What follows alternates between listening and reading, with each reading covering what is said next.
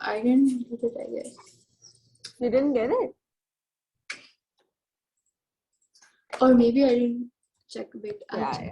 You check, you might have gotten it because I have sent it long back.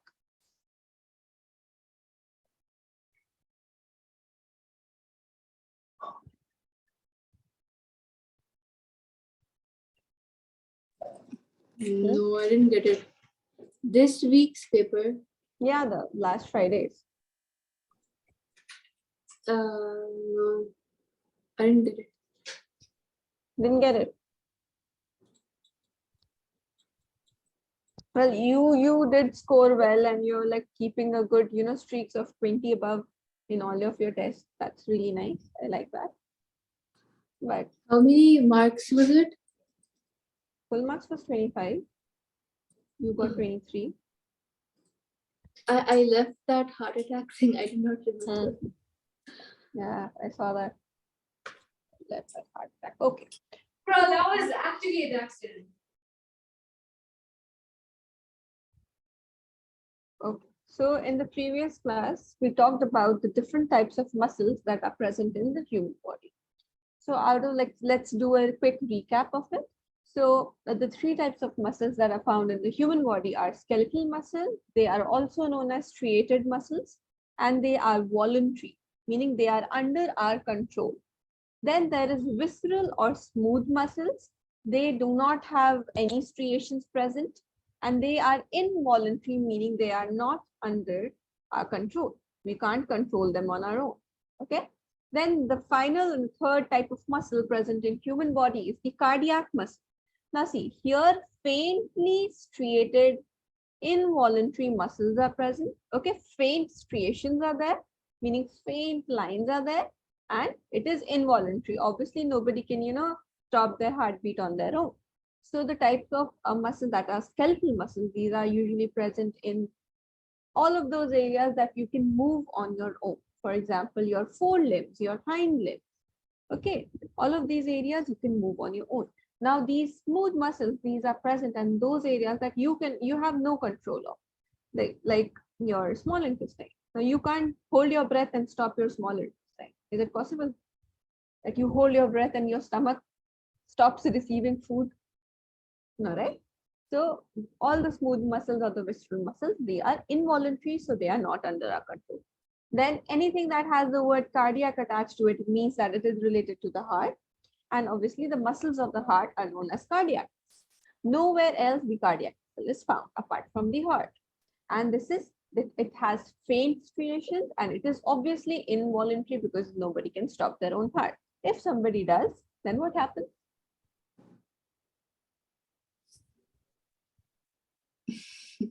Okay. Now let us talk about cardiac muscles in depth. Okay, we have dealt with the skeletal muscles in depth, and we have dealt with the smooth muscles in depth. Now we will talk about the cardiac muscles. Now see, if we are talking about the skeletal muscles, you must know that the skeletal muscles are branched. Okay, they are multinucleated, they are branched, and the smooth muscles, if we talk about with respect to the structure, so they are fusiform. Okay, it has tapering ends. It is uninucleated. Understood? And tapering means? Tapering means it, like thins down at the end. It is thicker in the middle and thins at the end. Okay. That is tapering or fusiform. The meaning is same. Now, coming on to the cardiac muscles. So obviously the muscles which are present in the heart are known as the cardiac muscles. Now they are branched. Okay, branched muscles are there. Faint striations are there. It means that faint means very light striped appearance is there. Whether in the case of skeletal muscles, or you can say the striated muscles, prominent striations are there. Okay, prominently they are straight, like lining is found prominent. It is like easily observable. Whereas in the case of cardiac muscle, it is a very faint lining. Now, obviously, they are involuntary muscles. They generate their own impulse. Okay, it does not require like how, for example, if your mind sends the signal that you want to lift your hand up, Okay, so to lift your hand up, you have to actually do the whole process, isn't it? There is a whole muscle contraction thing that happens there, and then only we can lift up our hand. But if we are talking about the heart, do we have to signal it to beat? No, right? Even the brain also does not have to keep on signaling it to beat. It has its own pacemaker, and with the help of that, it beats on its own. So they generate their own impulse. So that signaling is generated on their own with the help of the nodes that are present there. Now, the cardiac muscles assist in increasing or decreasing the heart's muscular activity. So the cardiac muscles which are there, along with the nodes which are present in the heart, so those are responsible for increasing or decreasing the heart's muscular activity. Okay, don't note it down right now. After I'm done explaining, then I'll give you time to note it down. Okay, first understand. Okay, now see, in between the different branches of the heart muscles, okay, there are present disc-like structures which are known as intercalated discs. Okay, it is, you can call it as the characteristic features of the cardiac, the presence of intercalated disc. It is not there in the case of striated muscles, and it is obviously not there in the case of involuntary muscles, which is the smooth. Okay, the intercalated discs are present inside the cardiac muscles only. Understood? It is sort of like, for example, if these are the muscles, like I told you that they are interconnected. Okay, so sort of disc-like structures are present like this. Okay, these are the disc-like structures, sort of, dividing it, let's see. Understood?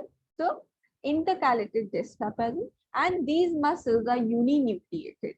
So in totality, amongst the different type of muscles, two types of muscles are uninucleated. Can you name them too?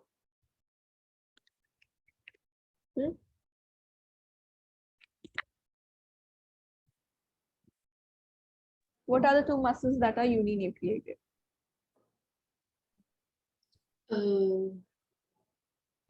One reason is obvious, it is there right in front of you. So cardiac muscles are uninucleated.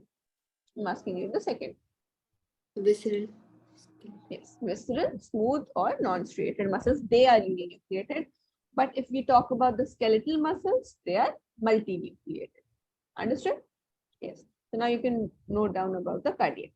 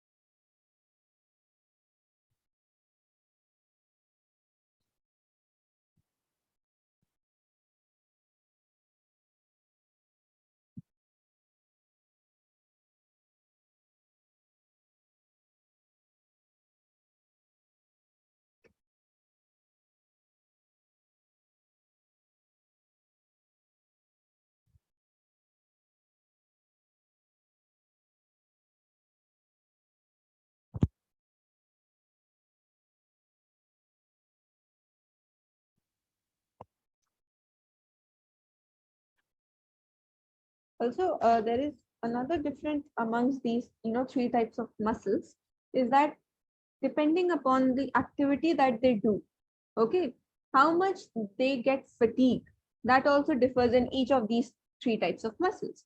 For example, if you talk about the cardiac muscles, they will never fatigue, okay, meaning they will never get tired. You're getting it?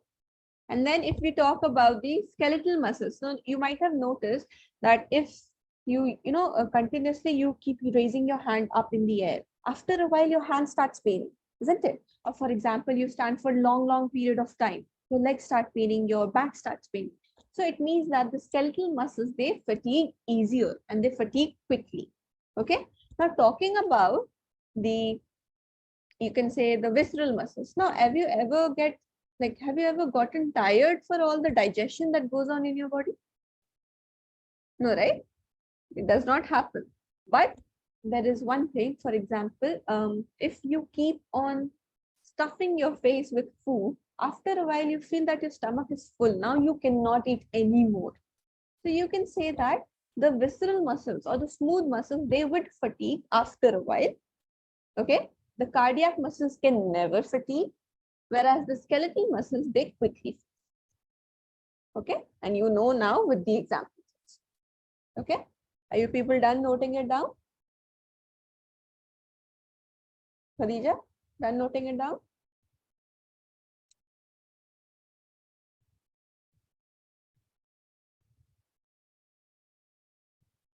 All right. So moving forward, let us talk about the structure of muscles. Okay. Now we are going to see a very in-depth structure. Now we are going into the muscles and seeing what is there in the muscles. Now see, like how I always told you, first of all, you people tell me what is a polymer and what is a monomer. Tell me. Then we'll move on. Difference between a polymer and a monomer. Polymer is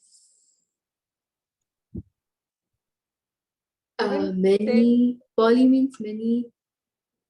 Mainly what? And mer means like Okay.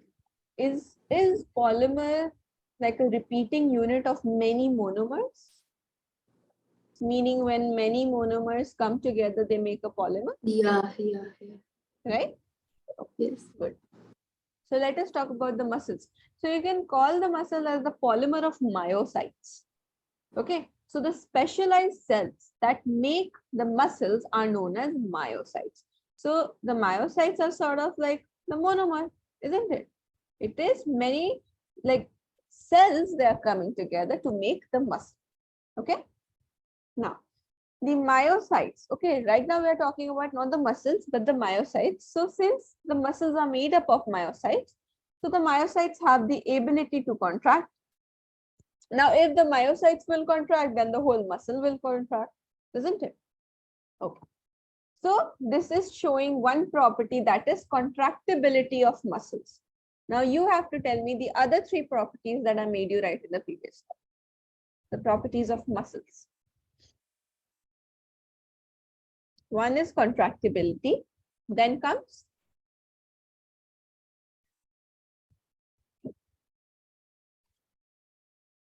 Relax. relax. Yeah. No. Contraction is there. Obviously, it would relax after contraction. Yeah. Excitability. Excitability, elasticity.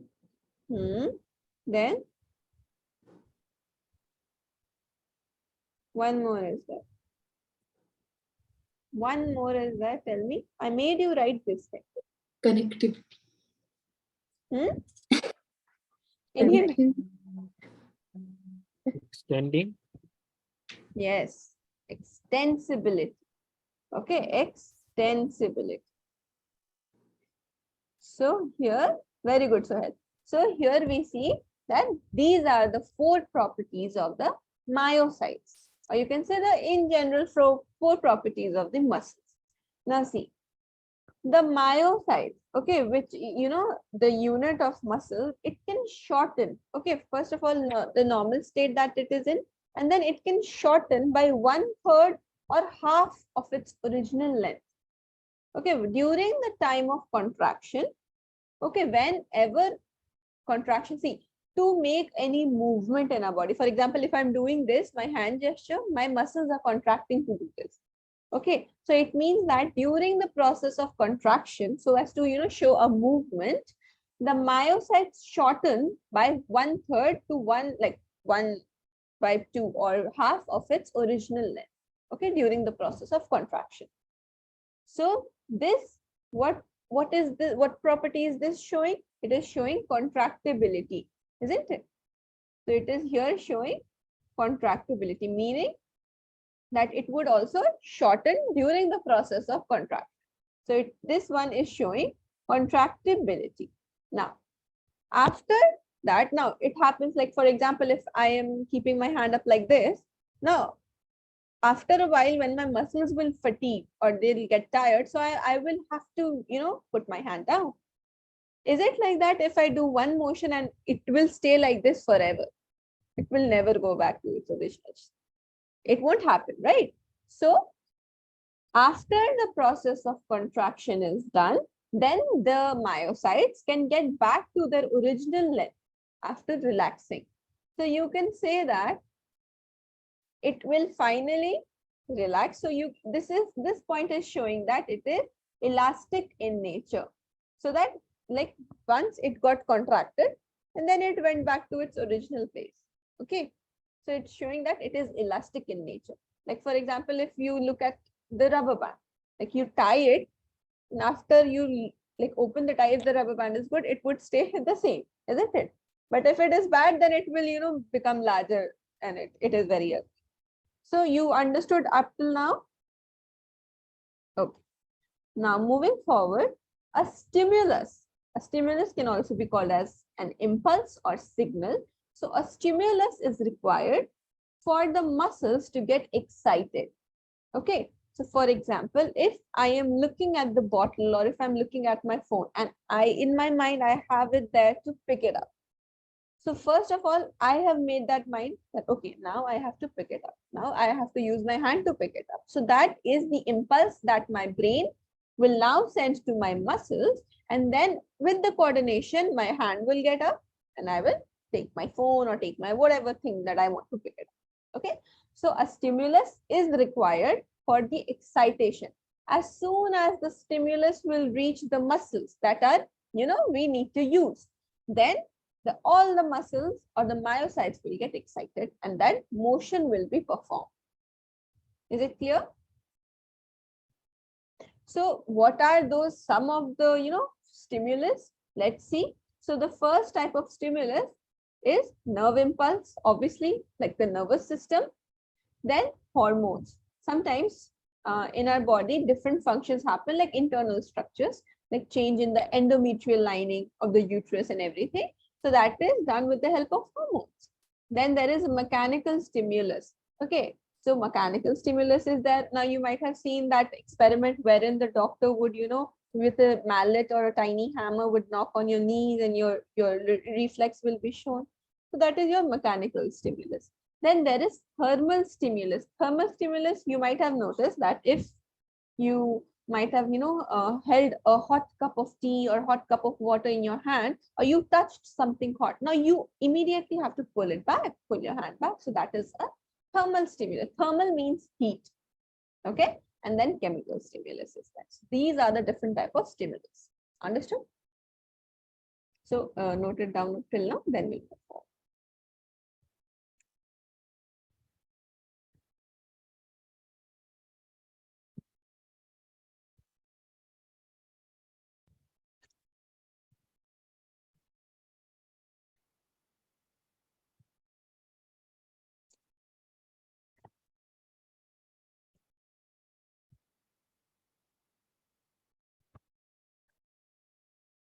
Hopefully in the next class, my aim will be to complete this particular chapter. Because I have to complete your syllabus by the end of December. And I'm thinking, how will I do it? Chapters are so long. I think, see, maybe there is a possibility if, it is possible, the duration of the class might be, okay, so if it is 1.5 hours right now, it may get increased to 2 hours in totality. Because half of the time goes in, you people joining. And sometimes some people don't have a good internet connection, then half of the time of the class is like gone. So I think 2 hours is like adequate. I have already told them about this. Let's see. Because you people have different classes also, isn't it? Today, do you have any other class apart from this? Suhail, do you have any other class apart from this? No, I had, but that was You already had one class. okay. Okay. Okay, so maybe your class duration would be 2 hours, or maybe it will stay the same way. Like we'll see. but I want it to be 2 hours so that, I can complete your syllabus on time. So that in that way, I won't have to take any extra classes for anybody and the syllabus would be done on time. Okay, and one more thing. After this topic, which chapter do you people want me to start? Biomolecules. Yeah. Biomolecules. It's so hard. My teacher is teaching and I don't understand anything. Okay. Okay. See, I am not saying that you will love that chapter, but I am But if saying you that teach you. it, we will I don't think I can make probably. it. I don't We have had that. we had 2 continuous periods today and she was teaching. I tried sleeping and then she woke me up. You tried sleeping in between the class? I always sleep in bio class. Okay. Okay. Don't do that. Not all the time, but sometimes it's just Maybe too much. she is saying something that if you note it down, if you pay attention, maybe that would help. You never know whose knowledge can help you in what way. Yeah. Anyway, okay, fine. After this, we will start biomolecules. Now, see, what I am thinking is that after this locomotion and movement is done, let me start serially from the beginning. Okay, so that it is done in a proper manner. Because this is like scattered chapters we are doing. Okay. So okay, after this we'll do biomolecules. I'm not promising that you will love the chapter, but I'm promising that you will find it easy. After that. Or maybe we should do the cell chapters. See, or I think that since living world biological classification is done, let us start with plant kingdom. What say? It is there in your syllabus. Plant kingdom is there for everybody. Yeah, it's there, but then for me it's over in first term. It's over. Okay, so it will not come in your last. No, I mean it will come Hmm. in the ending. It will come like the final, which is on January. Okay, see, I don't know. Then let's do one thing. Let's first finish human physiology. Let's do it completely because we have already done 3 chapters in totality. Chapters are left. 4th chapter we are doing, 2 more chapters are left, neural and chemical. Oh yeah, let's do that. Yeah, let's finish this human physiology, okay? And then we'll move on to biomolecules unit. Okay.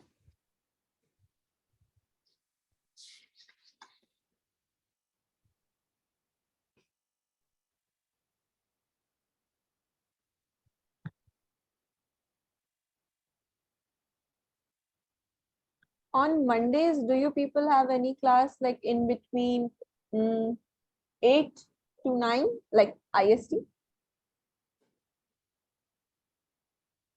Like, did you have any other class prior to this bio class? I don't have. Good, then that's good. Okay, tell me when you're done writing, I'll move forward.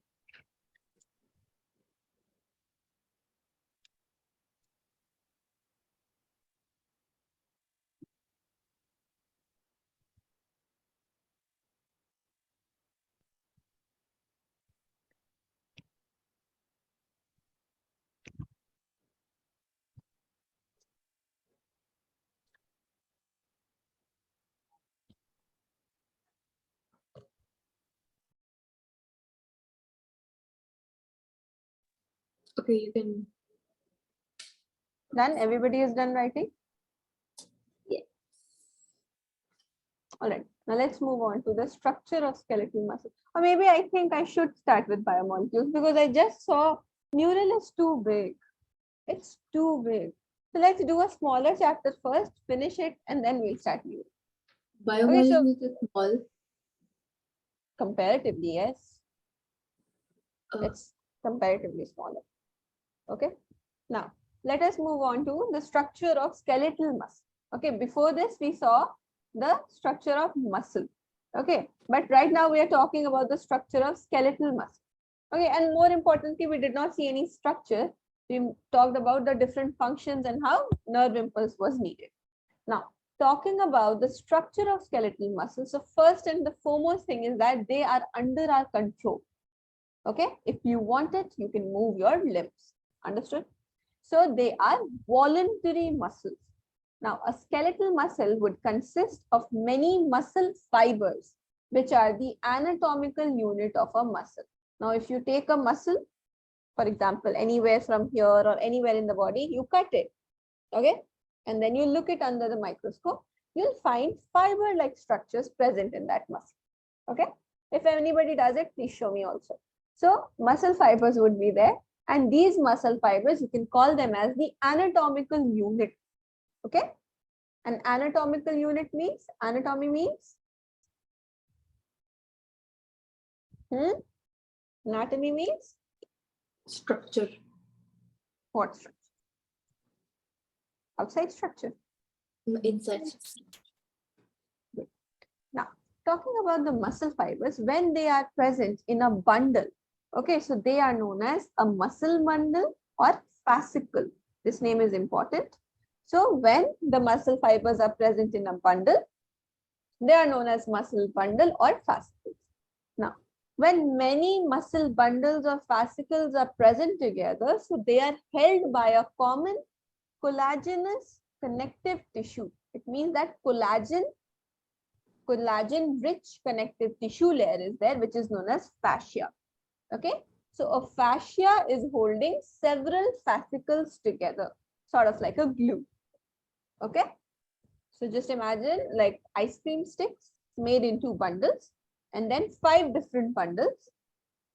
Okay, and then all those 5 different bundles, you want to put them together, then you glue it like the glue gun and all this, you'll glue it, right? So that it can stick together.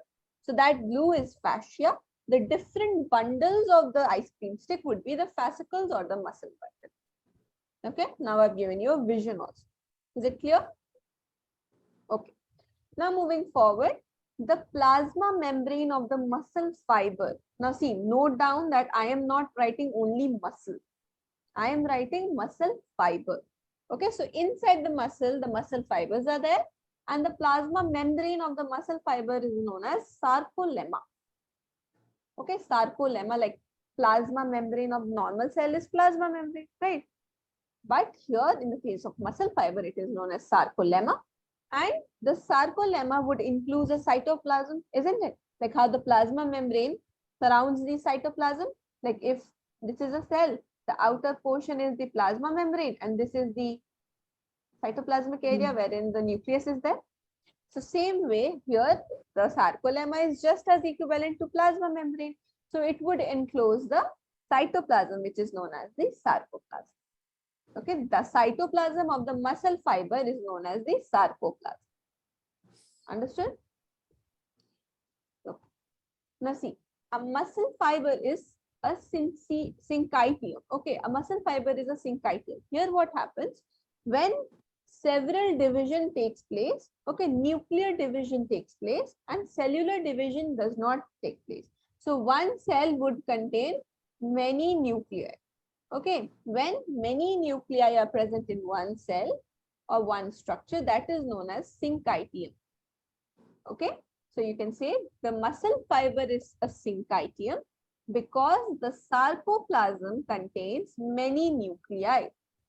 The muscle fiber is a syncytium because the sarcoplasm contains many nuclei. Now, the endoplasmic reticulum of the muscle fiber is known as sarcoplasmic reticulum. So basically endoplasmic reticulum, cytoplasm or the plasma membrane. You take that word, you add sarco to it. So that would be related to the muscle. Sarcolemma, sarcoplasm and sarcoplasmic reticulum. Understood? Now, this sarcoplasmic reticulum is the storehouse of calcium ions. And these calcium ions, they are extremely important for muscle contraction. Okay, so for the process of muscle contraction, we will see it later on how it works there. But for that process, the calcium ions are extremely important. Okay, so the calcium ions are extremely important for the contraction of muscle. Now remember this one thing, that the characteristic feature of the muscle fiber is the presence of large number of parallelly arranged filaments in the sarcoplasm. Okay, in the cytoplasm of the muscle, which is the sarcoplasm, there are filaments present known as the myofilaments or myofibril. Okay, if you write either of the two names, it will be fine. You can write myofilament also, or you can write myofibril also. So myofibril or myofilament, these are present in the sarcoplasm, meaning the cytoplasm of the muscle fiber. Okay, and they are parallelly arranged.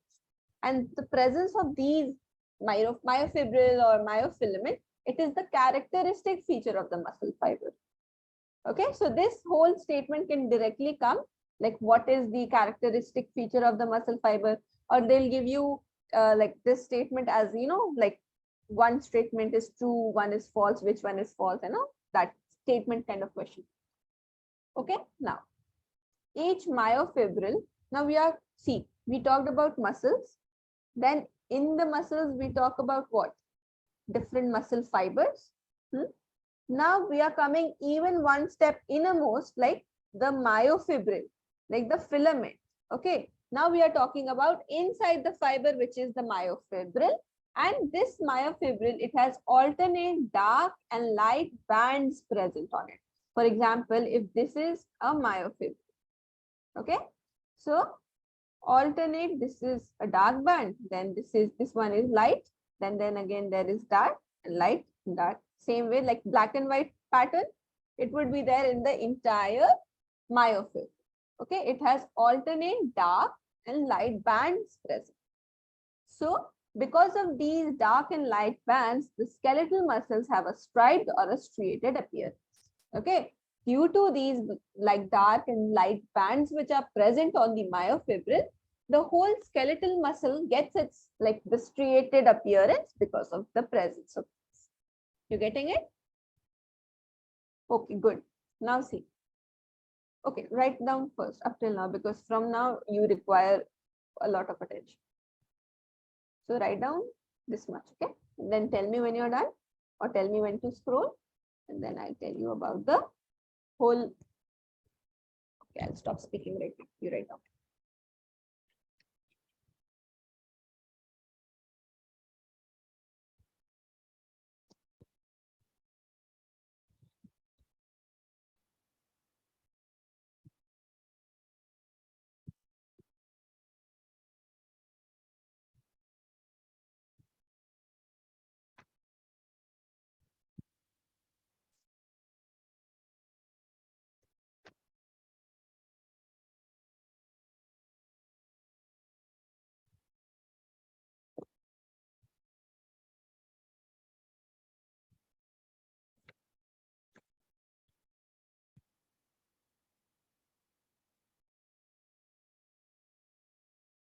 Like in your final exam, like the whole book will come, right?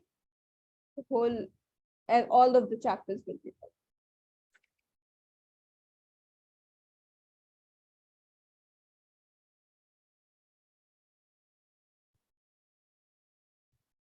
there. And transport in plants and mineral nutrition has been removed from your syllabus, right? Both of two chapters are removed from plant physio, right? Good. That's nice.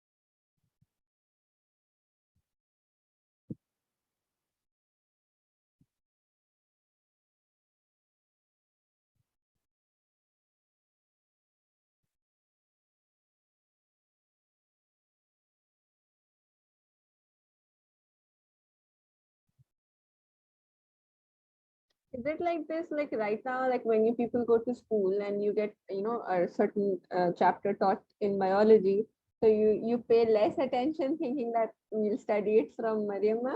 Do you do this?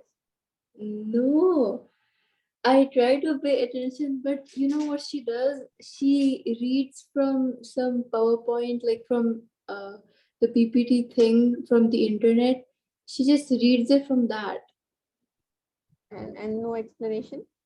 No, like mainly she just reads it. And then there are like diagrams too in the thing. So she just like points at that and then she just explains. And it's so boring. Everyone is leaving, not only me. Okay, I can understand that thing.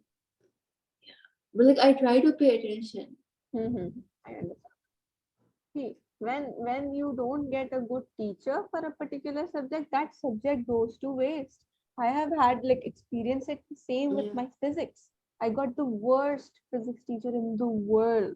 And because of that, my interest in physics never developed. It never did, and I don't think it ever will. Yeah. Now I don't That's need it why also.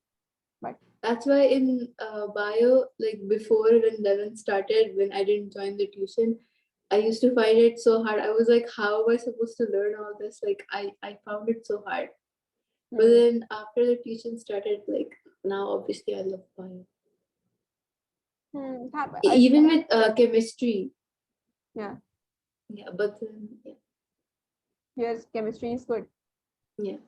And what about physics? Physics is good too.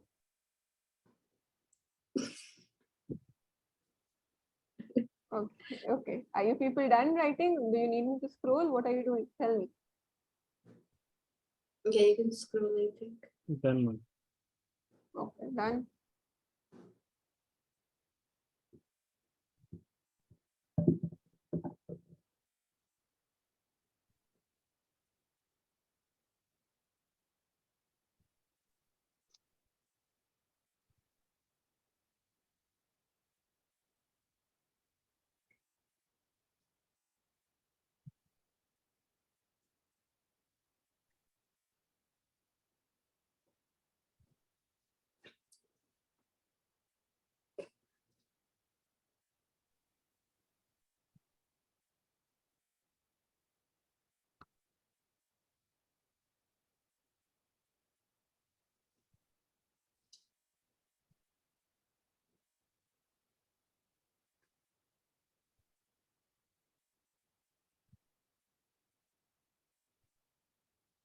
First, this point is done. The calcium point is done. Yes. Everybody?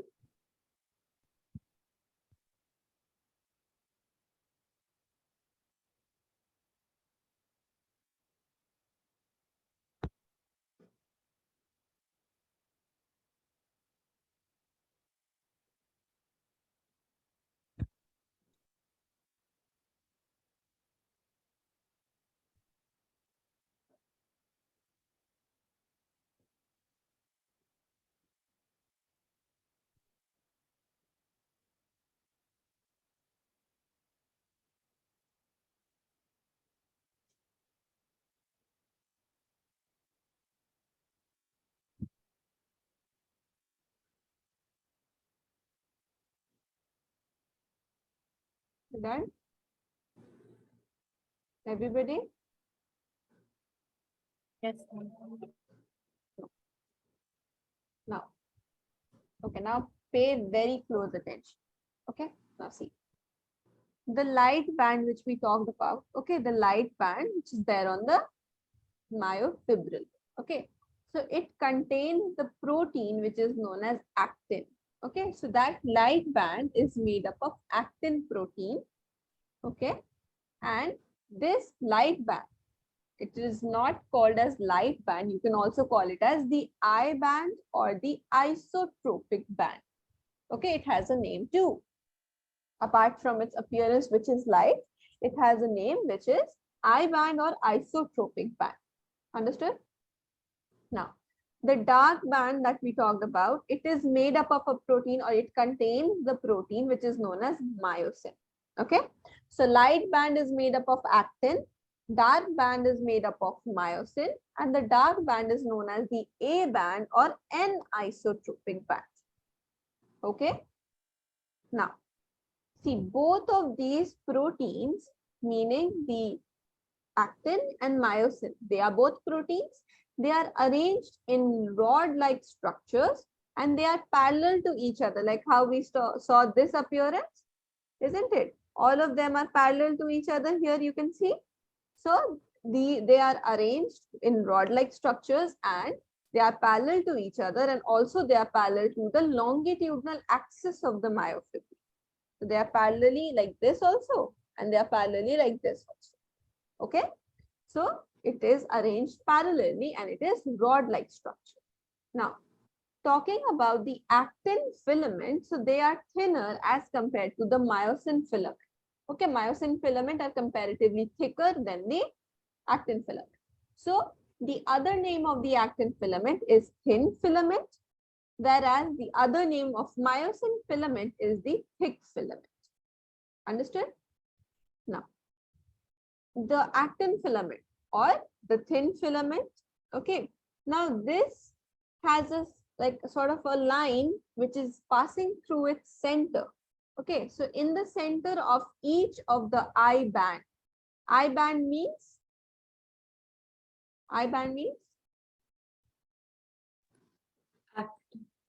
Isotropic. yes, isotropic band, which is the light band. Yeah. Okay, right now we are not talking about actin. Light band is made up of actin. But now we are talking about the band. So in the center of I band, of each I band, there is an elastic fiber. Okay, that is known as the Z line. Okay, a Z line is there.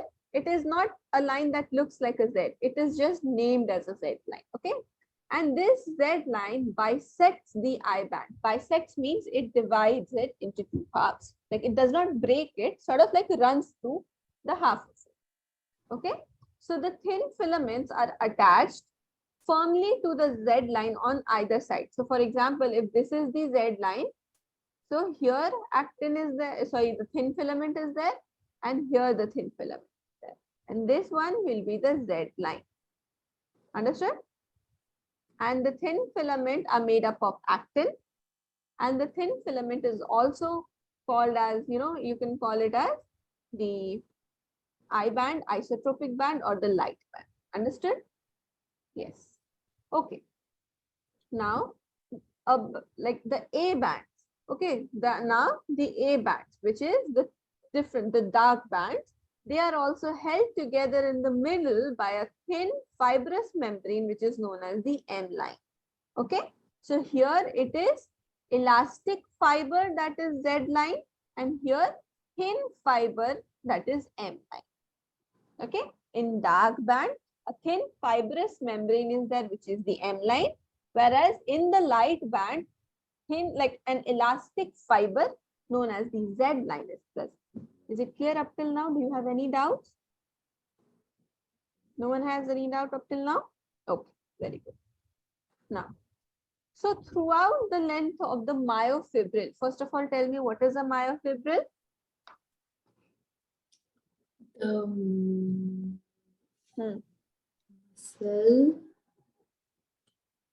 Cell.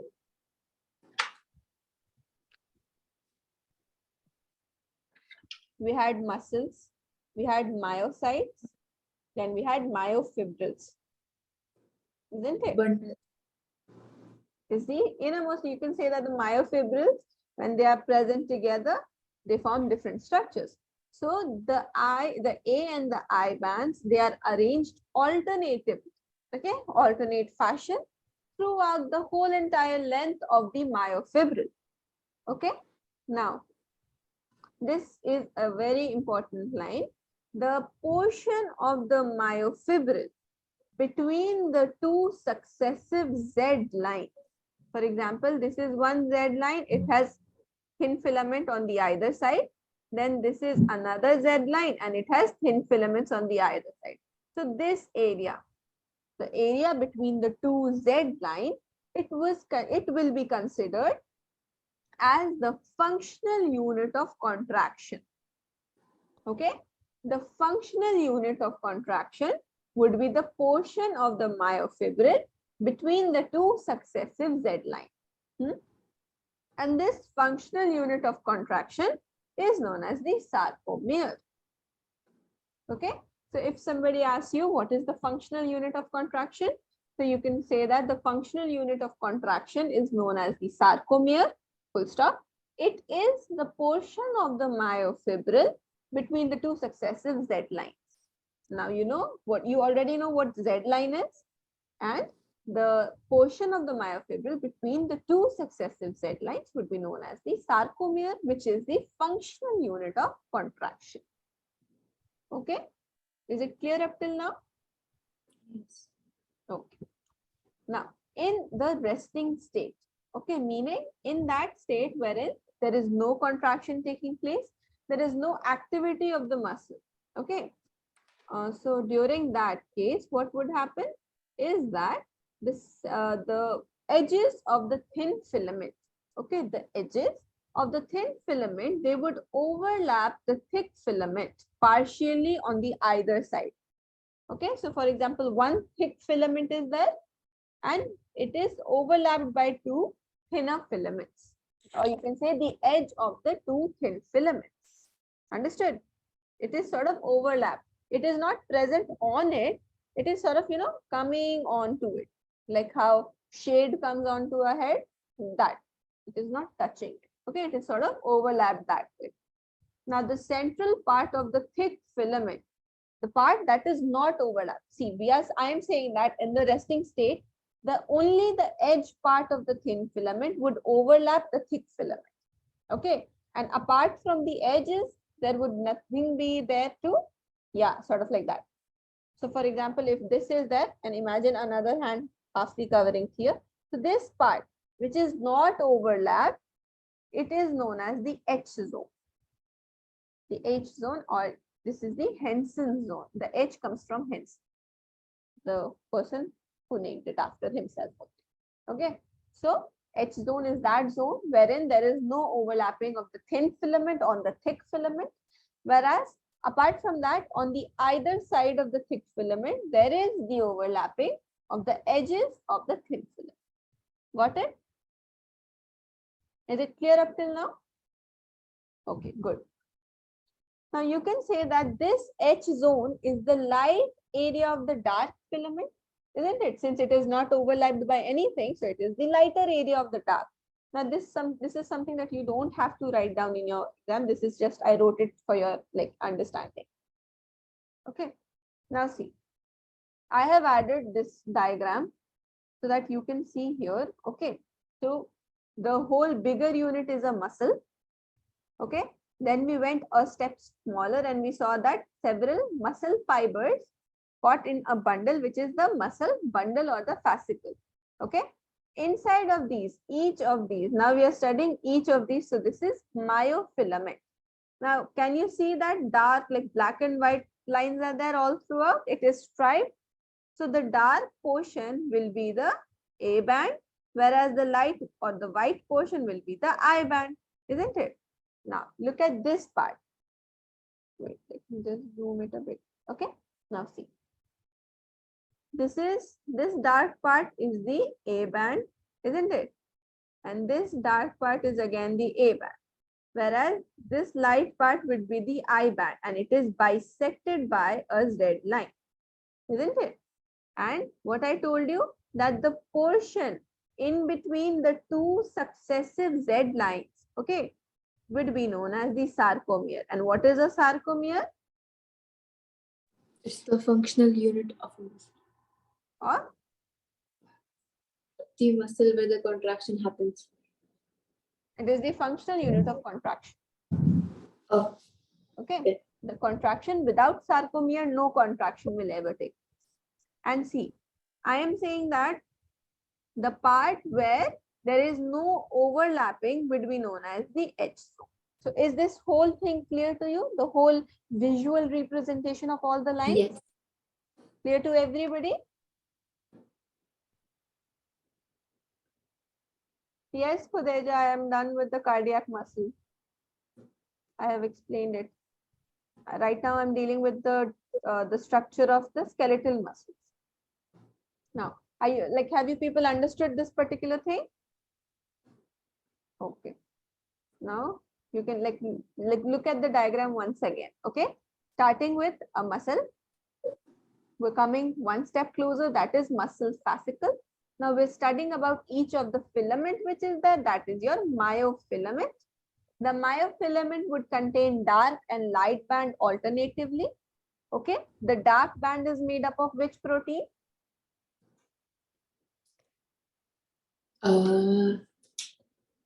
Dark band. Is made up of which protein? Myosin. Myosin. And the light band is made up of which protein? Actin. Now see, the I band or the light band or isotropic band, it will be bisected by a Z line, and the A band will be overlapped by the I band. Okay, the part of the A band which is not overlapped by the I band is known as the H zone. Okay, and the part between the two Z lines is known as the sarcomere, which is the functional unit of contraction.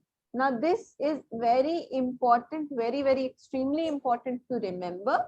Why? Because this is what we will be studying in muscle contraction. That is why I'm giving much time to this particular thing, so that you people will get acquainted with what is I band, I, Z, A, H. It is confusing, isn't it? So that is why I have asked you to pay very close attention to.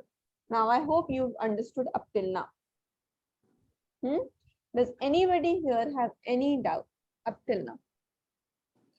Any silly doubts? All the doubts are welcome. So speak. I'm giving you 5 seconds.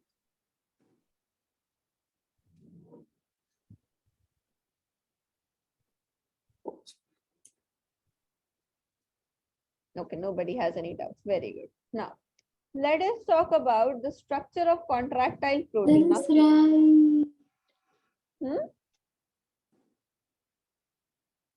I want to write. I didn't write. Oh, okay. Sorry. From where?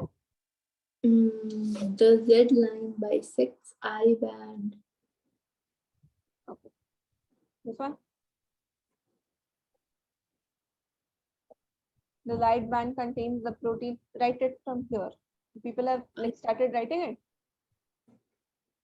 I wrote it, but I don't think the other people wrote it. So let them write. Whoever has not written, you can write it down.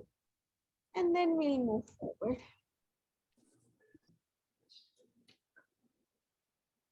In this chapter, there are a lot of terminology. So you have to, make clear that what we are talking about. Like, for example, if we are talking about the light band, that is the band. Okay, but if I'm talking about the actin, so that is not the band. Actin is making the band, right? But if I'm talking about only the actin, so actin is not the light band.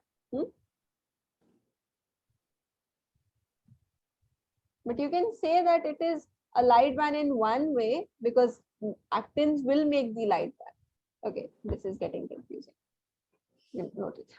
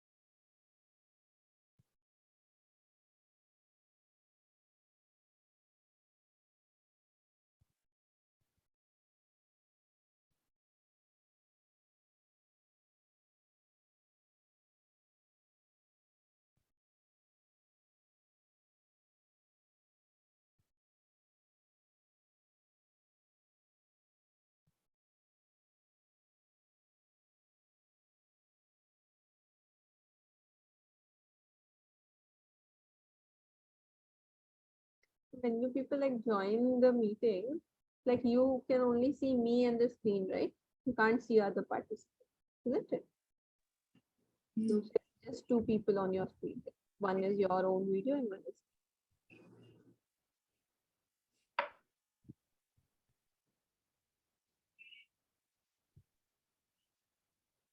No, I didn't try.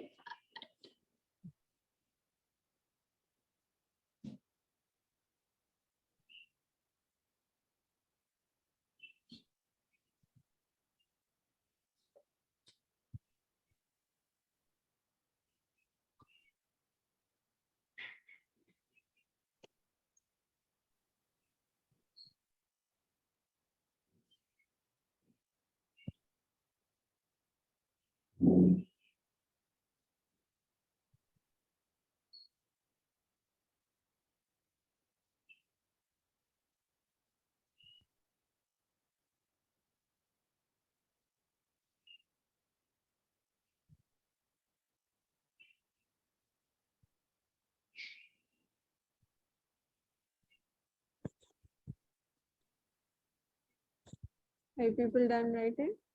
You can scroll. Kudeja, are you done writing too? No, ma'am. Okay, okay. Tell me when you're done, then I'll scroll.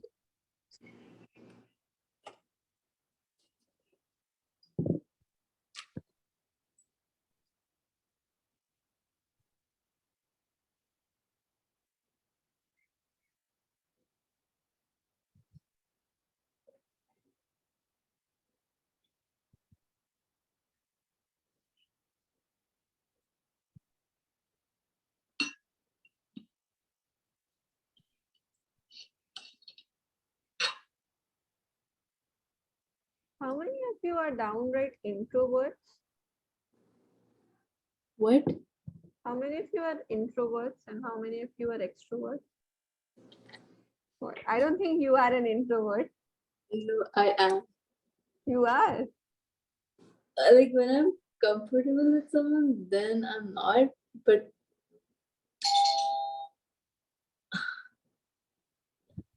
Okay. Khadija is an introvert. Khadija is introvert. Are you? Yes. Done, ma'am. Oh. Suhail, are you also done writing? Done, ma'am. Okay, very good. All right. So now Are we will. you an introvert? Hmm? Are you an introvert? Me, I am sort of in the middle.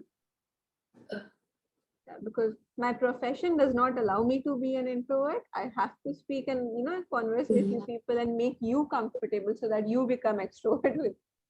So I do not consider myself as an introvert. But yes, if there is somebody unknown, then I won't talk. Like I won't initiate the conversation. Yes. All right. So now let us talk about the contractile proteins. Now see, the actin and the myosin that we have read about, okay, both of those are contractile protein, okay, meaning they can contract and relax. Understood? So let us talk about the first type of contractile protein, that is your actin, okay? So see, each actin filament, which is a thin filament, is made up of 2F, or you can say the filamentous actins, and they are helically wound to each other. So sort of in a helix, okay? And each of those F actin, they are a polymer of globular actin, which is G actin. So here, if you can see in the diagram, all of these, okay, they are G actins, meaning they are monomeric units. Okay, single units are there. And then when they come together and they get twisted, so this, when the G actins, they come together, they mix, okay, they form the F actin. And here the G stands for globular because it is like a, circular globular structure. And F stands for filamentous. Why? Because we have the whole filament, isn't it? Isn't it looking like a whole line? So that is why it is known as the F actin. Okay. Now, the two filaments of another protein, which is known as the tropomyosin, it runs close to the F actins throughout its length. Now look at this particular diagram. See, this one is F actin. You can now recognize it because it is helically wounded, and the F actin is made up of what actin?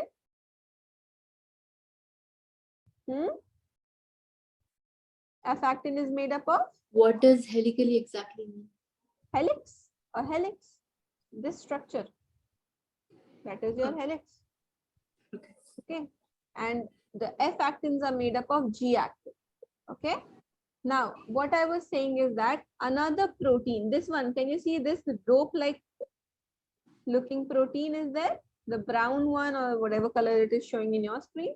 So, this is another type of protein. Okay, that is known as the tropomyosin. Now, it would run through the entire length of the F actin. Can't you see that it is again wounding on all over the F actin? So that is your tropomyosin. Okay. And then finally at intervals, you can see these. Can you see these? So these are troponin. So at regular interval of the tropomyosin, a complex protein which is known as the troponin is present. Okay.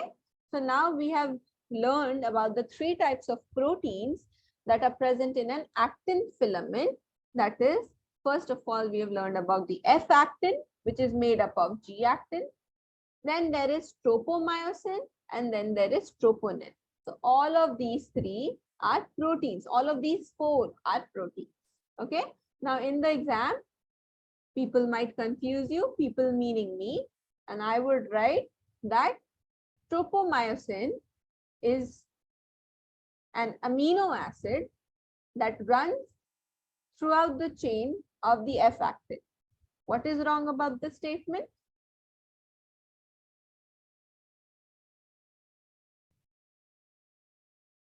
What is wrong about the statement that I said? Can you repeat? I said that this is one statement that I'm giving you. Okay.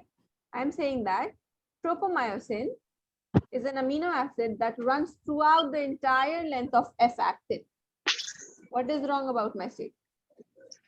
It is not an amino acid.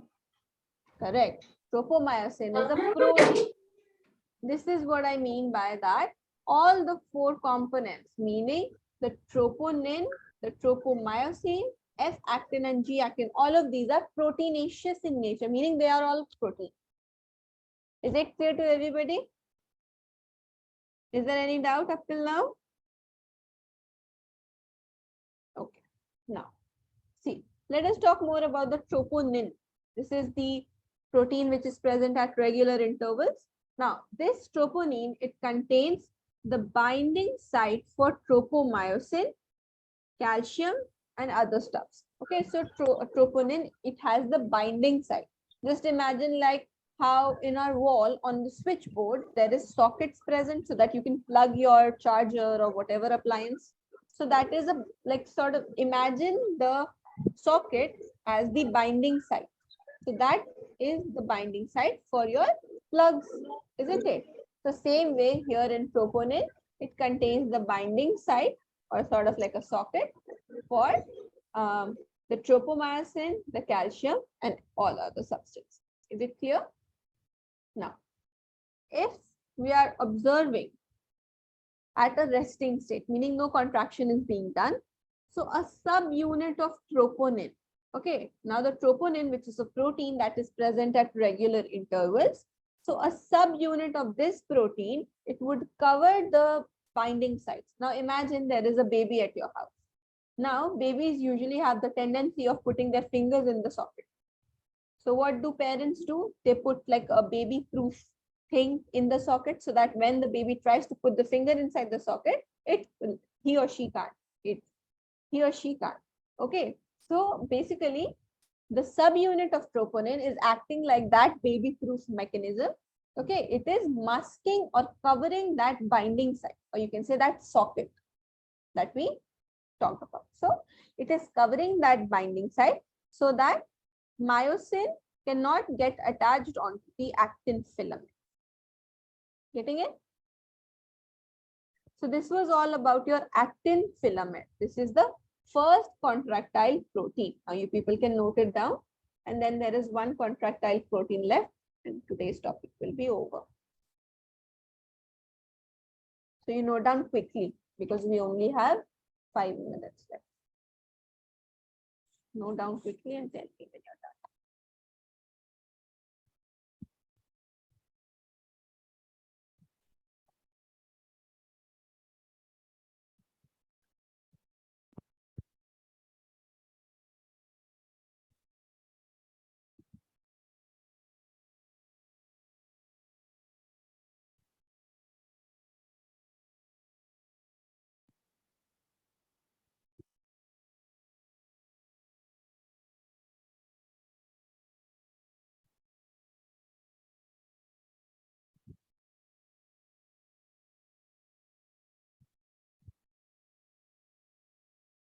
Everybody is done writing up till now?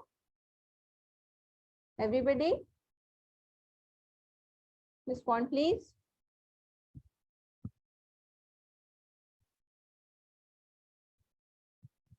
Fudeja, Suhail, are you people done writing up till now? Yes, ma'am. Done.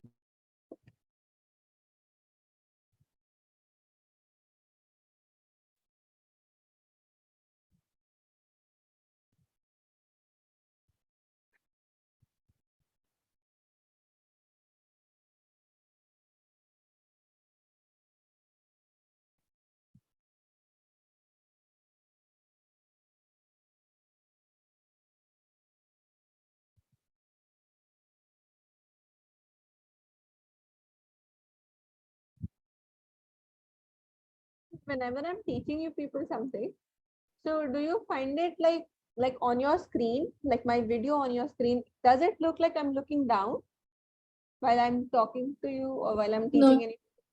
No, it looks like I'm looking in like front. Yes. And right now, is it looking like I'm looking down? No. No. Oh, I thought it looks like that. Because Why? your videos are down on my screen. And Oh, whenever I talk to you people, I look down. I don't like, this is me looking at the camera. Then this is me looking at your picture. yeah. Even for me, it's the same. Oh. I look down.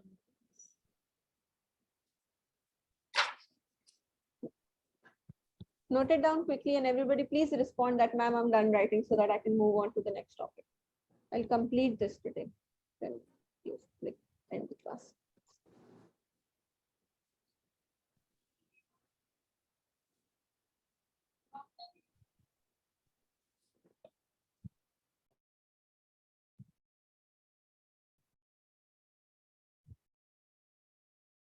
How is the weather in the place you people live right now? Is it pleasant or is it hot?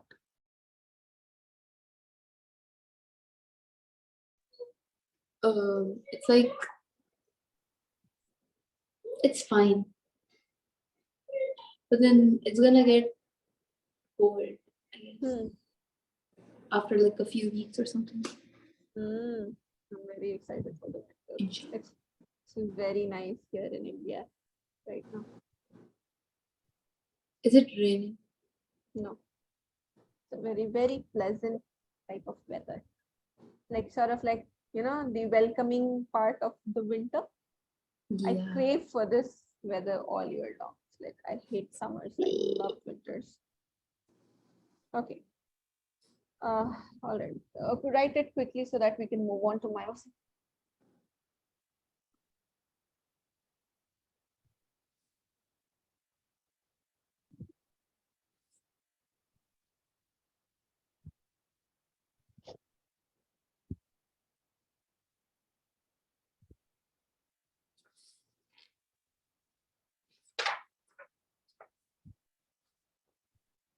Done? Everybody is done?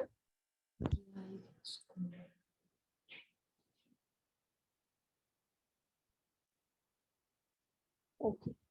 Now we will be talking about the second type of contractile protein, that is your myosin, okay, which is the thick film. Myosin is a polymerized protein. Now again, there would be some monomer to myosin So the monomer of myosin are known as meromyosin. Okay, meromyosins are the monomers of myosin. And let us talk about the different parts of meromyosin. So now we are going to talk about the monomer. So here meromyosin has two parts. One is head along with a short arm, and then there is tail. So talking about the head, so the head of the meromyosin is globular, okay?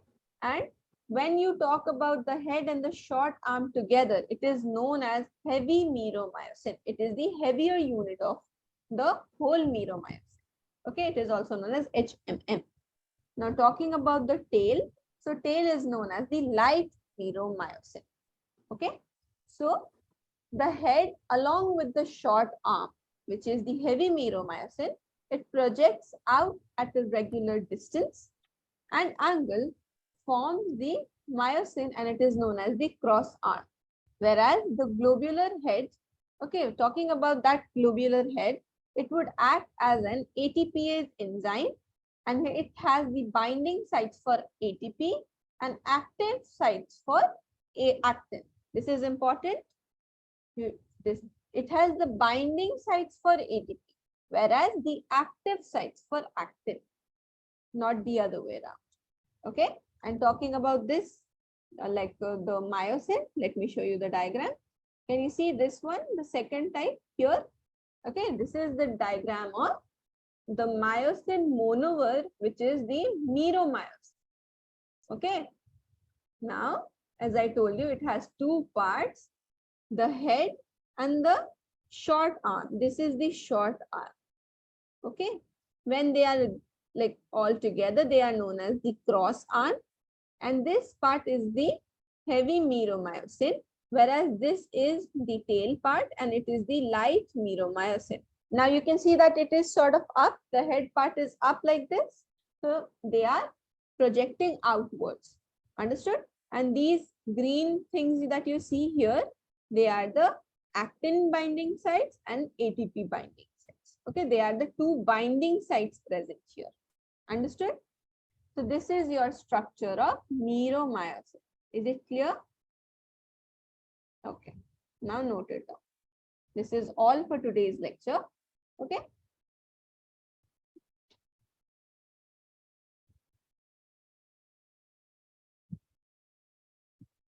So with this, we have completed the whole structure of the contractile protein. And now in the next class, we will start with muscle contraction, like seeing how it takes place. Okay.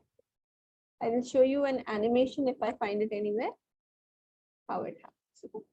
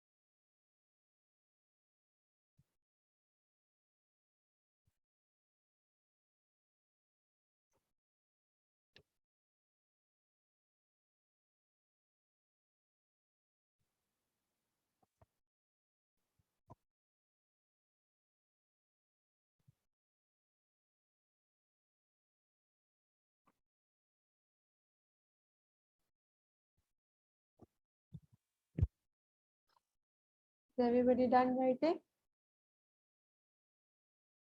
Hudeja, Suhail, are you people done?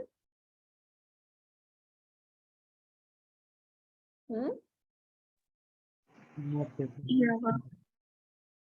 Okay, Suhail, you're writing? Yes, ma'am. Okay.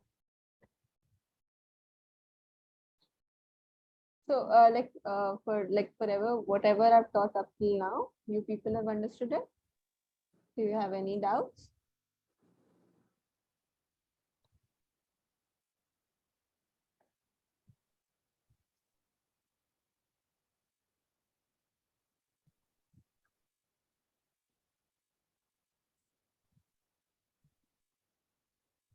Do you people are you people reading your NCRTs and also revising your previous chapters that have been done?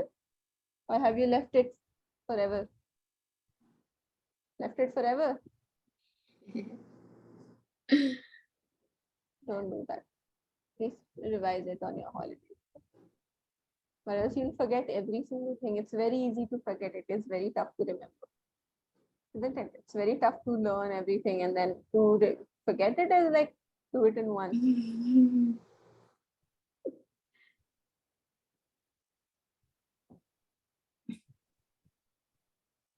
Do you have your dinner? Hmm? Did you have your dinner? No, I will have it now. It's 10:30 here in India. Oh.